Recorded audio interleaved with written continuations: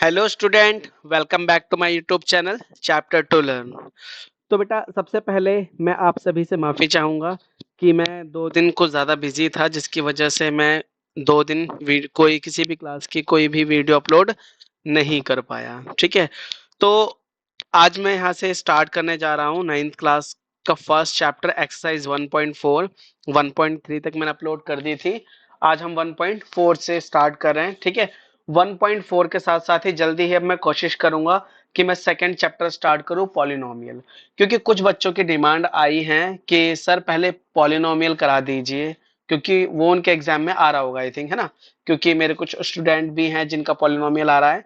तो ऐसे ही अगर आप लोगों को कोई चैप्टर हार्ड लगता हो या फिर जो आप चाहते हैं कि वो मैं पहले करा दूं, तो आप लोग ऐसे ही मुझे मेरे कमेंट में बता सकते हैं या फिर मेरे इंस्टा टेलीग्राम पे मुझे फॉलो करके मुझे मैसेज कर सकते हैं। ठीक है, जिससे मैं आपके डिमांड के अकॉर्डिंग वो चैप्टर पहले करा दूं। ठीक है, वरना मैं तो चैप्टर वाइज सीरीज के हिसाब से करूंगा, 1 2 3 4 इस तरीके से, है ना।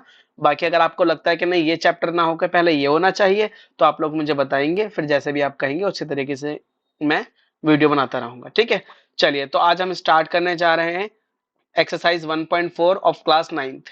ठीक है, तो 1.4 में क्या है हमारा क्वेश्चन, कह रहा है classify the following number as rational और इरेशनल। यानी कि ये जो नंबर्स हमें दे रखे हैं, इनमें आपको बताना है कौन रैशनल है और कौन इरेशनल है। ठीक है, तो चलिए स्टार्ट करते हैं, है ना। इजीली हम इसको बता सकते हैं कौन रैशनल और कौन इरेशनल है। तो देखो, अगर कभी भी दो नंबर जिसमें एक रूट में हो और एक बिना रूट के हो, तो वो नंबर ऑलवेज आपका इरेशनल होगा। फिर चाहे वो मल्टीप्लाई में लिखा हो, चाहे प्लस में लिखा हो, चाहे माइनस में लिखा हो, चाहे डिवाइड में लिखा हो। जैसे इसमें माइनस में लिखा हुआ है ना, तो ये हमारा क्या हो गया, इरेशनल नंबर हो गया। क्लियर। इसमें आ जाओ, देखो इसमें भी रूट में वैल्यू है दोनों में, है ना। यहाँ पे भी रूट है, रूट 23, बट ये रैशनल है। अब आप कहेंगे वो कैसे, भाई ये प्लस का 23 है, ये माइनस का रूट 23 है। अब +23 से माइनस का रूट 23 कट गया, आपका नंबर क्या बचा, सिर्फ 3। तो ये आपका रैशनल हो जाएगा। ठीक है, अब आते हैं थर्ड क्वेश्चन पे। तो थर्ड में देखो क्या लिखा है, 2√7 अपॉन में 7√7। तो देखो क्या ये रूट 7 से ये रूट 7 कट जाएगा आपका, है ना, क्योंकि डिवाइड में है और मल्टीप्लाई में है, तो सेम डिजिट कट सकते हैं। जैसे 2 × 5 अपॉन में 3 × 5, तो 5 से 5 को काट सकते हैं हम। ठीक है, क्योंकि मल्टीप्लाई में ऐसी है, मल्टीप्लाई में था रूट 7 तो वो कट गया, आंसर बचा आपका सिर्फ 2/7। और 2/7 क्या है आपका, बिल्कुल रैशनल है, तो ये भी रैशनल हो गया। नेक्स्ट, 1/√2। तो वही मैंने अभी जो इस फर्स्ट वाले में बताया था कि अगर रूट वाली वैल्यू चाहे वो प्लस में लिखो, चाहे डिवाइड में, चाहे मल्टीप्लाई में, चाहे माइनस में, वो सभी क्या होती है,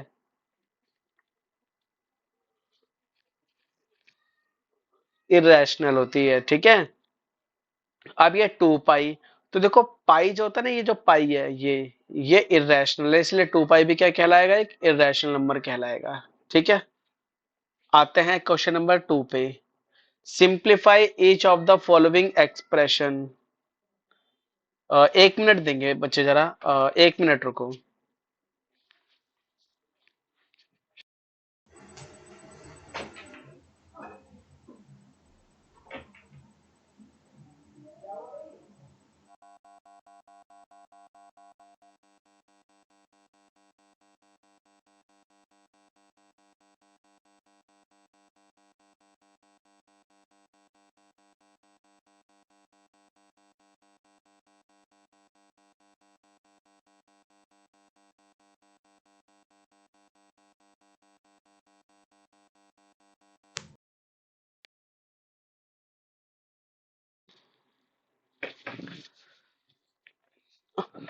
तो मैं आ गया हूँ। ठीक है, वो एक्चुअली मदर बुला रही थी इस वजह से। ठीक है, ओके, चलो कंटिन्यू करते हैं हम। ठीक है, तो ये आपको समझ में आ गया रैशनल और इरेशनल कैसे बताना है आपको फर्स्ट में।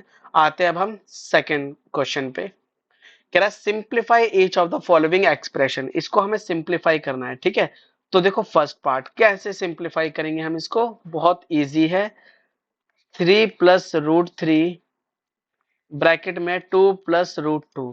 देखो जब इस तरीके से ब्रैकेट में दो नंबर लिखे हो तो आप क्या करते हैं, फर्स्ट नंबर को इस पूरे ब्रैकेट से मल्टीप्लाई करोगे, यानी कि कुछ इस तरीके से 3 को मल्टीप्लाई करना है 2 से भी और रूट 2 से भी। फिर अब आपका दूसरा नंबर बचा, तो यानी कि प्लस का रूट 3, प्लस का होगा तो प्लस का लिखोगे, माइनस का होगा तो माइनस का लिखोगे। इसे भी किससे मल्टीप्लाई करना है, अगेन पूरे ब्रैकेट से ही, यानी कि 2 प्लस रूट 2 से ही। ठीक है, अब एक बार दोबारा समझेंगे इस चीज को आप। देखो इसमें क्या होता है कि हम फर्स्ट डिजिट को पूरे ब्रैकेट से मल्टीप्लाई करते हैं और ऐसे ही फिर सेकेंड डिजिट को भी पूरे ब्रैकेट से मल्टीप्लाई करते हैं। वो देखो मैंने इस तरीके से लिख के दिखा दिया है। अब मल्टीप्लाई करते हो, 3 2 जा 6। अब 3 को रूट 2 से मल्टीप्लाई करेंगे तो आएगा 3 रूट 2। ठीक है, जब एक रूट वाले नंबर को और एक बिना रूट वाले नंबर को मल्टीप्लाई करना हो तो रूट वाला रूट में ही रहता है, बिना रूट वाला बिना रूट में ही रहेगा। ठीक है, अब आते हैं नेक्स्ट क्वेश्चन पे। तो ये हो जाएगा हमारा 2 रूट 3, है ना, इसको इससे मल्टीप्लाई करेंगे तो हो जाएगा 2 रूट 3। और यहाँ पे रूट 3 को रूट 2 से करेंगे तो रूट वाले को रूट वाले से मल्टीप्लाई कर देते हैं तो हो जाएगा 3 2 जा रूट 6। ठीक है, ये बात समझ में आई। देखो क्या कहा मैंने, ये दोनों ही रूट में नहीं है तो मल्टीप्लाई कर देंगे, 3 2 जा 6 हो गया। लेकिन अगर एक नंबर रूट में हो, एक नंबर रूट में ना हो, उनको मल्टीप्लाई करना हो तो रूट वाला रूट में ही रहेगा और बिना रूट वाला बिना रूट के बाहर ही रहेगा। ठीक है, यानी कि बिना रूट के बाहर लिख दिया जाएगा उसको। सिमिलरली इस वाले को मल्टीप्लाई करेंगे रूट 3 को 2 से तो आ जाएगा 2 रूट 3, और ये रूट 3 दोनों मल्टीप्लाई हो सकते हैं तो रूट 3 रूट 2 रूट 6 हो गया। ठीक है, तो ये आपका आंसर खत्म हो गया यहाँ पे। अब इसको हम आगे नहीं कर सकते, ठीक है, हम प्लस या माइनस तब कर सकते हैं जब रूट की सेम सेम वैल्यू दे रखी हो, बट यहाँ पे अलग अलग वैल्यूज हैं। ठीक है बेटे, चलो आते हैं सेकंड पार्ट पे इसके। अब दे रखा है 3 plus root 3 and 3 minus root 3। ठीक है, अब ये सॉल्व करना है। तो देखो आप इसे भी वैसे ही कर सकते हैं वैसे तो, कि 3 को मल्टीप्लाई करेंगे 3 माइनस रूट 3 से, और फिर प्लस रूट 3 को मल्टीप्लाई करेंगे अगेन 3 माइनस रूट 3 से। ठीक है, चलो कर दो मल्टीप्लाई। तो 3 को 3 से करा, 3 3 जा 9। 3 को रूट 3 से करा, माइनस का 3 रूट 3। अगेन 3 को रूट 3 से करेंगे तो वही 3 रूट 3। और रूट 3 को रूट 3 से करेंगे तो प्लस माइनस माइनस, और रूट 3 को रूट 3 से करेंगे तो वैसे रूट 9 आएगा, और रूट 9 को आप 3 लिख सकते हो, राइट।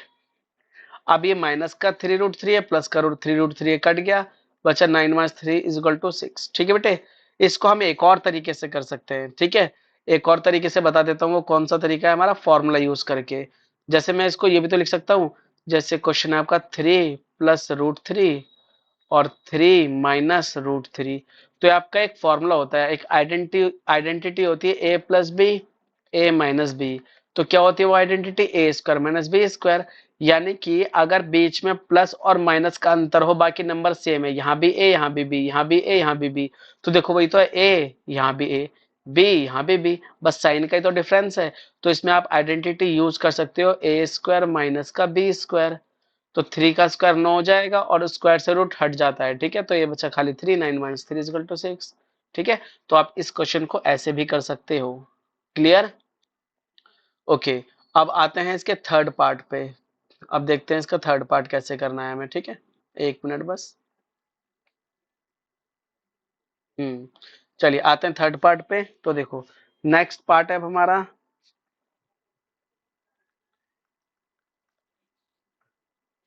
√5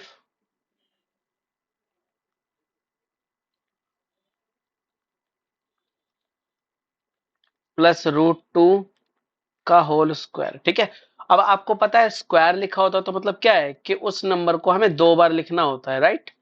तो इसको हम इस तरीके से लिख सकते हैं, और अब मल्टीप्लाई कर देंगे। तो √5 को पहले दोनों से करेंगे, तो √5 को √5 से करा तो खाली 5 हो गया, क्योंकि √5 को √5 से करेंगे तो 25 आएगा, और 25 5 का स्क्वायर होता है। ठीक है, अब √5 को √10 2 से करेंगे तो √10 हो जाएगा। अब इस वाले 2 की बारी, इन दोनों से करेंगे।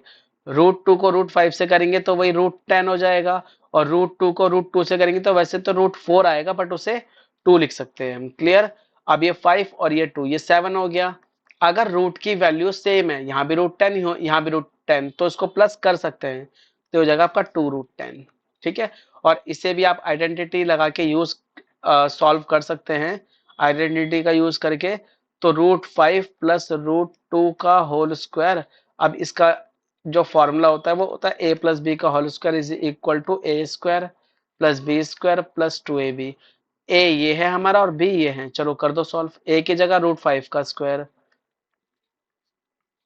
b की जगह √2 का स्क्वायर, a की जगह √5, b की जगह √2। चलो √5 इससे खत्म, 5 बचा। ये स्क्वायर से वाला रूट भी खत्म, 2 बचा। और ये हो जाएगा कितना, 2√10, क्योंकि √5 को √2 से मल्टीप्लाई कर देंगे 10 हो गया, और 2 रूट में नहीं है तो भारी रहेगा। अभी हो जाएगा 7 प्लस 2√10, तो आ गया ना आंसर सेम। ठीक है। तो आप आइडेंटिटी लगा के भी यूज कर सकते हैं, सॉल्व कर सकते हैं, आई मीन। ठीक है। फिर फोर्थ वाले में भी आइडेंटिटी लग जाएगी, कौन सी, ये हो जाएगा a minus b a plus b, तो वही a square minus b square. तो यानी कि √5 का स्क्वायर माइनस √2 का स्क्वायर। √5 को 5 लिख देंगे, √2 को खाली 2 लिख देंगे, और 5 में से 2 गया 3, आपका आंसर हो जाएगा। ठीक है, आइडेंटिटी से ऐसे हो जाएगा। तो आपका सेकंड क्वेश्चन भी कंप्लीट हुआ। आते हैं थर्ड क्वेश्चन पे। कह रहा recall is defined as the ratio of circumference of a circle of its diameter से डी, दैट इज, यहाँ पे पाई था है ना, that is pi is equal to c upon d. C मतलब circumference of circle. This seems to contradict that the fact that pi, यहाँ पे again pi ही आएगा, is irrational. How will you resolve this contradiction. यानी कि इसमें कह रहा है कि जो पाई है वो आपका एक इरेशनल नंबर होता है ना। पाई क्या होता है, एक इरेशनल नंबर होता है। तो वो वही चीज कंफर्म करना चाह रहा है कि हाँ भी ये इरेशनल नंबर जो है, इस कॉन्ट्राडिक्शन को आप कैसे रिजॉल्व करोगे, है ना। इस चीज को मतलब एक तरीके से हम कैसे बता पाएंगे कि हाँ भाई ये हमारा एक इरेशनल नंबर ही है। तो इस चीज को अगर हमें सॉल्व करके देखना हो तो वही हमें देखना है। तो आइए चलिए स्टार्ट करते हैं अब इसको। क्वेश्चन नंबर 3 आपका, ठीक है। कहाँ गया मेरा पेन, ये रहा, ठीक है। चलिए तो स्टार्ट करते हैं क्वेश्चन नंबर 3। देखो सबसे पहले चीज कि यहाँ पे कोई भी कॉन्ट्रडिक्शन तो है नहीं, ठीक है। यहाँ पे कोई भी कॉन्ट्रडिक्शन नहीं है। क्यों नहीं है, क्योंकि जब हम किसी भी लेंथ को मेजर करते हैं, जब हम किसी भी चीज को मेजर करते हैं, तो पहली चीज वो हमेशा एन अप्रोक्स वैल्यू आती है आपकी। क्या आती है, एक अप्रोक्स वैल्यू आती है, एग्जैक्ट वैल्यू नहीं आती। ठीक है, ये बात हमेशा ध्यान रखना। तो अब एक बात बताओ, जैसे सरकमफ्रेंस ऑफ सर्कल क्या होता है आपका, 2πr होता है ना। और मैं 2r की जगह या फिर ये भी लिख सकता हूँ पाई इंटू डी, ये सरकमफ्रेंस का फॉर्मूला होता है आपको। ठीक है। आ,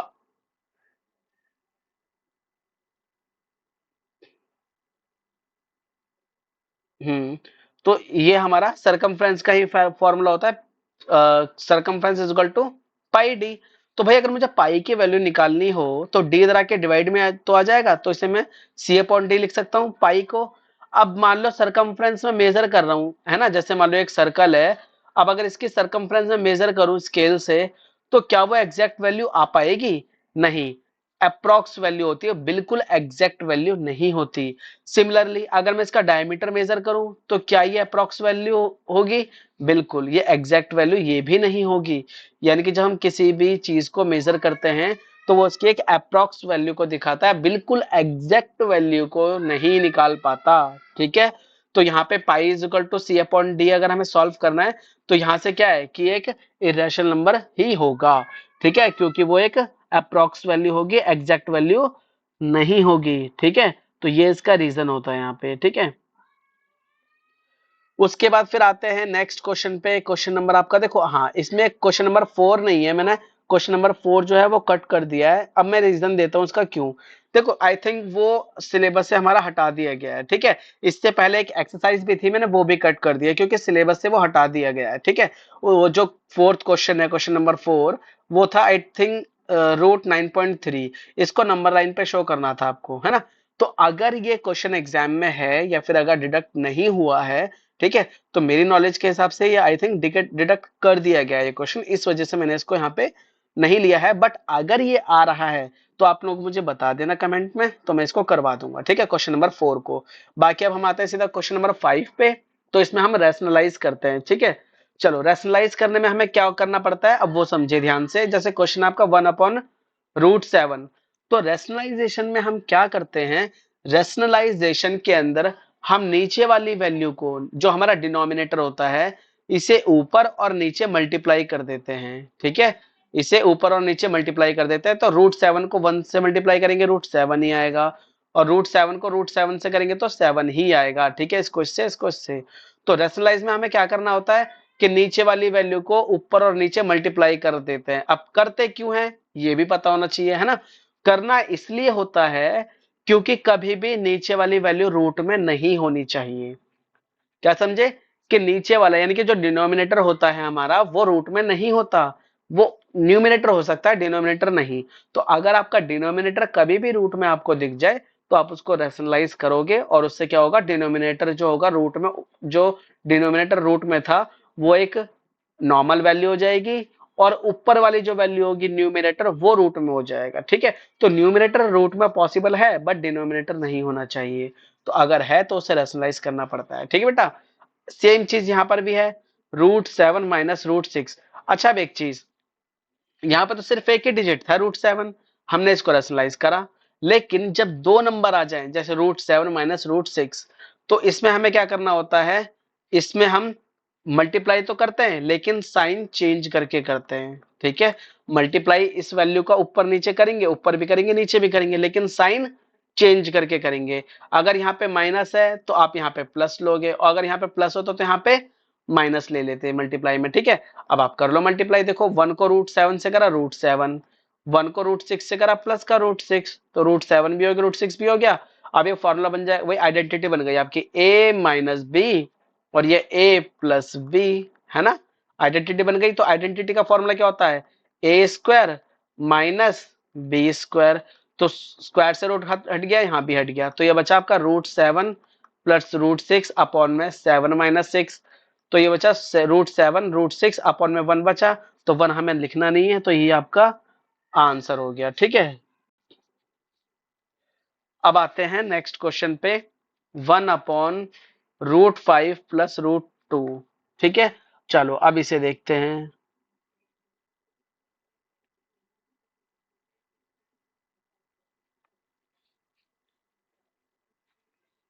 √5 माइनस √2 अपॉन में √5 माइनस √2।